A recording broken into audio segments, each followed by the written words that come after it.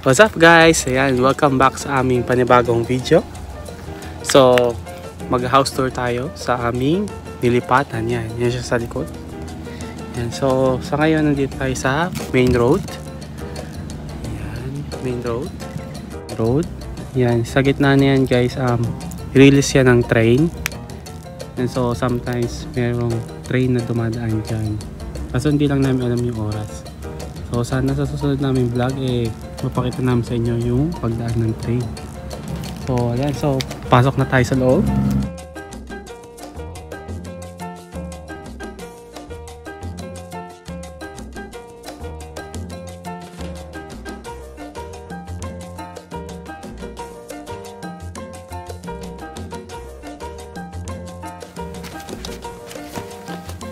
So, ayan guys. Papasok na tayo sa loob. So, meron tayo dito yan, 2 chairs and tables. Yan, so sa umaga, syempre masarap mag-coffee. Yan, tapos nakikita mo yung view mo sa labas. So,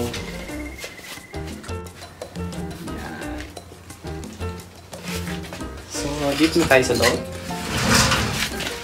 Yan, dito yung mga aming, syempre mga footwears. Hindi ginagamit. At magsasot tayo ng ating syempre indoor. Yan, indoor sleepers.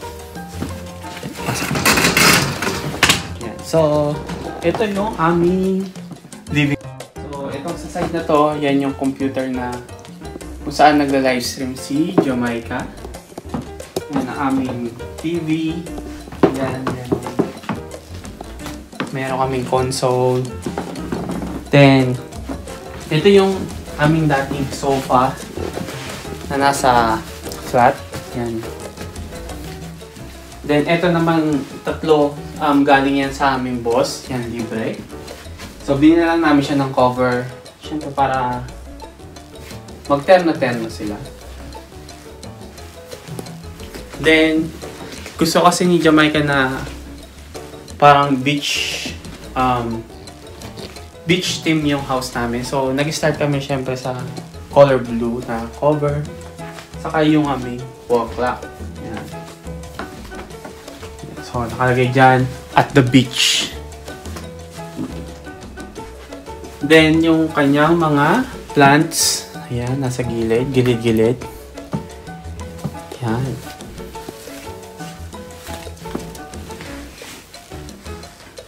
And this one guys, candle siya from Ate Joy.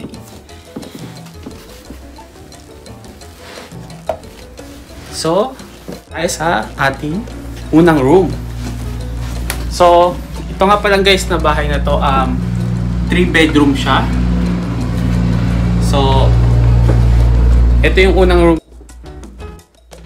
Yan, so sa side na to, ito nga pala yung mga coats namin. You know, during winter, pag malamig ang season. And ito ang kanyang closet. So, nakita nyo rin to sa aming flat.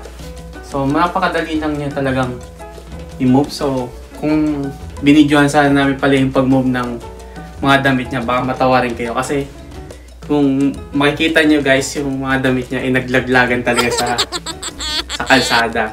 Tapos yung boss pa namin yung katulong namin maglipat niyan. So, ito yung bed. So, meron din kaming heater sa side. So, sooner gagamitin namin yan sa winter. And then, move out na tayo sa aming. And ito, yan, for mirror. So, at dito ang mga essentials and may storage. Yan. Then, ang aming bathtub, di pa namin siya nagagamit. Then, ang aming alaga na si Kwak Kwak. Ayan, ito naman ang shower area. So, So, ayan guys. Dalawa yung shower. Kahit alin dyan yung gumagana. Mga essentials. And, yan. Ito naman ang pinaka-favorite ko. Nalagyan ko ng aking mga essential skincares. Ayan. So, ang una ay mga something lang, kung ano-ano. Then, pinaka-gusto ko siya kasi sa kabilang bahay walang ganito. So, ayan ang aking skincare. Peke naman, Rix. Ayan, Rix Skins. So, shout out nga pala sa pinibilhan ko ng skincare ko. Hi, Leslie. So, ito ang kanyang shop. Yan, ilalagay ko na lang. So, yung mga nandito sa Australia, order na kayo sa kanya. Marami siyang products. So, ayan. Super love ko siya. So, ayan. Ang laki ng mirror. And itong aking mga babies. Ayan.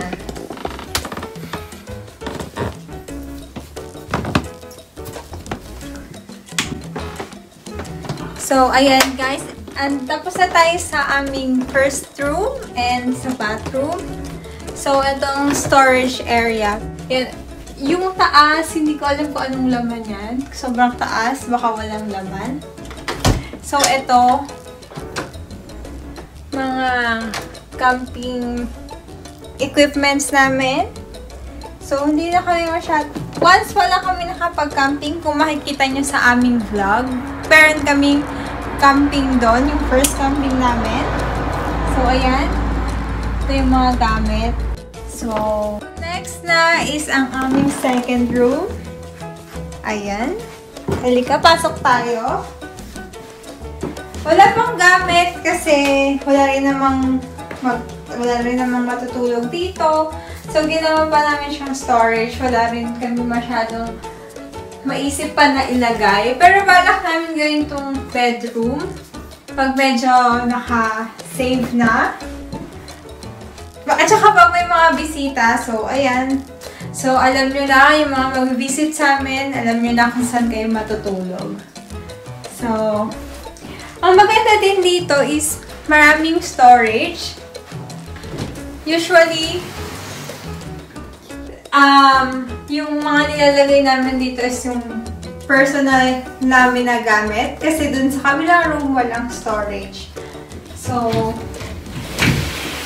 ayan. Ang akin pa din. So, may closet ako sa kabila. Tapos, ito akin pa din. Mga bag ko. Mga winter ko na pangga. Mga jacket. Yan. Mga pang babaeng gamit. Yan. Kaartehan. So, yung taas, ayan, puro box lang. Ayan. So, wala naman laman yan. Then, ito, ang nag-iisang closet ni Patrick. So, ayan lang yung damit niya. So, ito lang naman pala. Ito, tsaka ito. Ito lang yung damit niya. Hindi siya ma-shopping. So, ayan.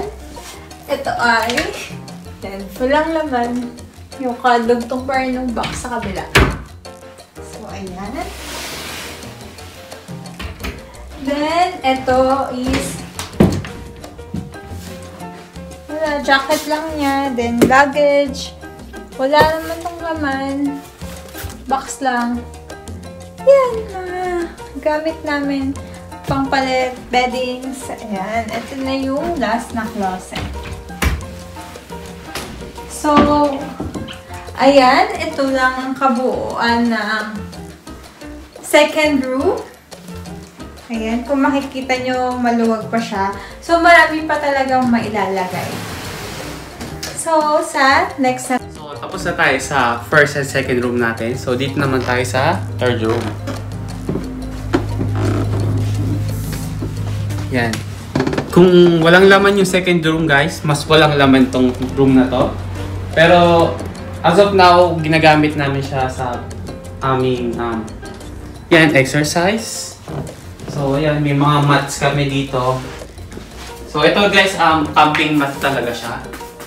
Pero, ginamit muna namin para sa exercise, pag sabay kayo nag-exercise.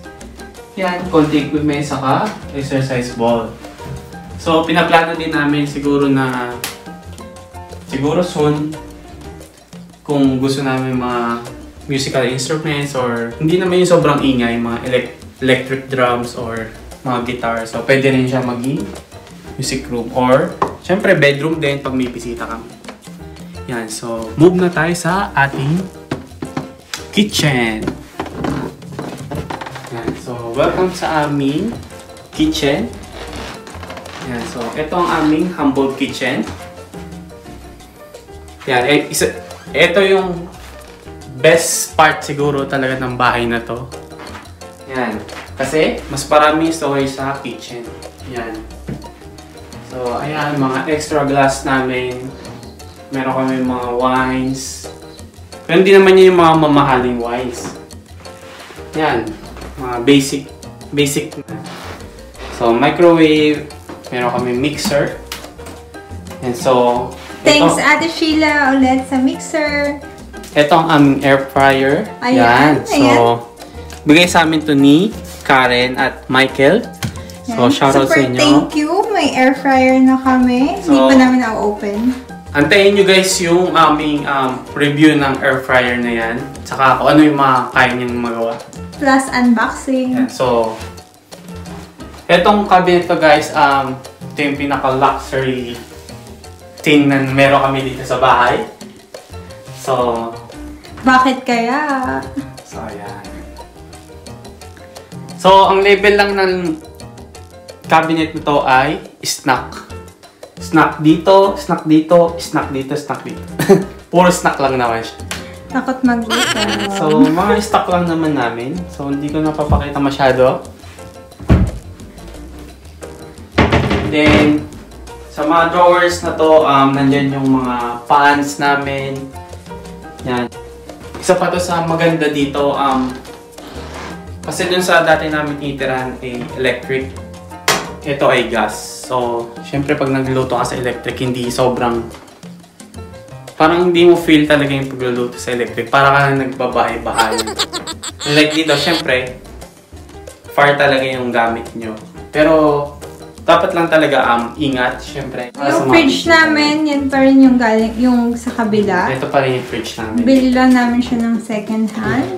Then, dining table namin. Kasi dadalawa lang naman kami. So, ito ang aming dining table. So, move out na tayo sa likod na.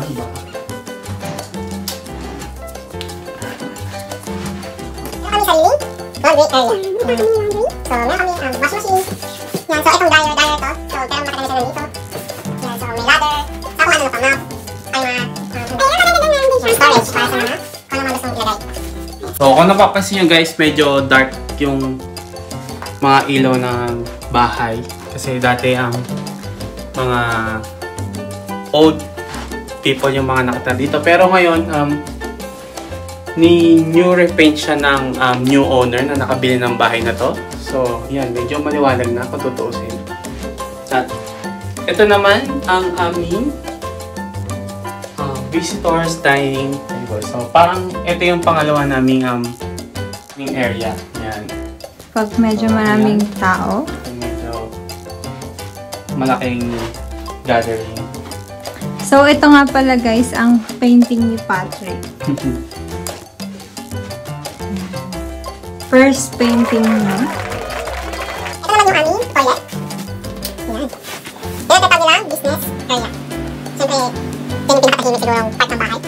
Ito yung business area. Pwede ka naman concentrate. So, naman tayo sa backyard.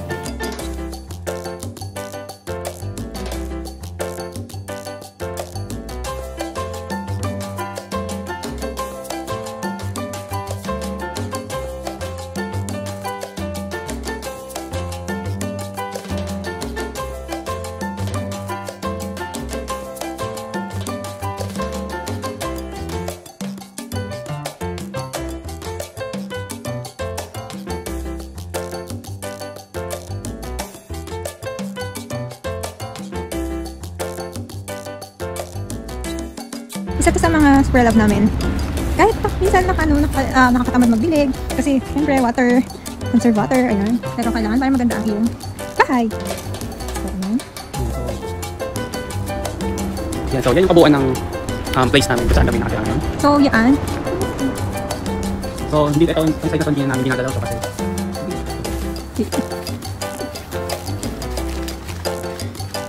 So, ayan, bagong taning. 90. So, mukha na siyang kalamansi. So, parang ganito rin yung laki ng kalamansi sa atin. Yung mga kain na. So, ito guys, shed siya.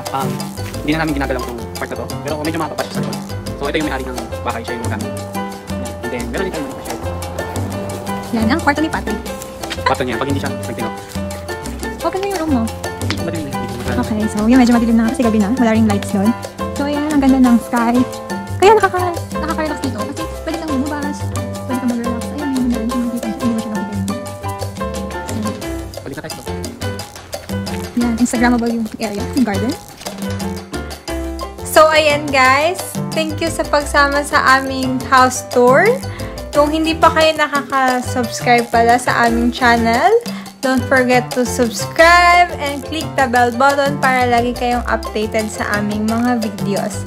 And pati pa-subscribe na rin, pa-support ng aking mga channel members. So, next dito is ipakita ko sila. Yan, please support them. Marami rin silang mga vlogs. Marami din kayong matututunan sa kanila. So, ayan. And the last message. Thank you guys sa pagsama sa amin ngayong hapon. And salamat sa pagsubaybay sa aming mga videos. So, ayan, kung may mga gusto kayong ipagawa sa amin na videos, comment down below para sa kung anong pwede pa naming i-vlog. So, ayan, thank you guys. God bless. Keep safe.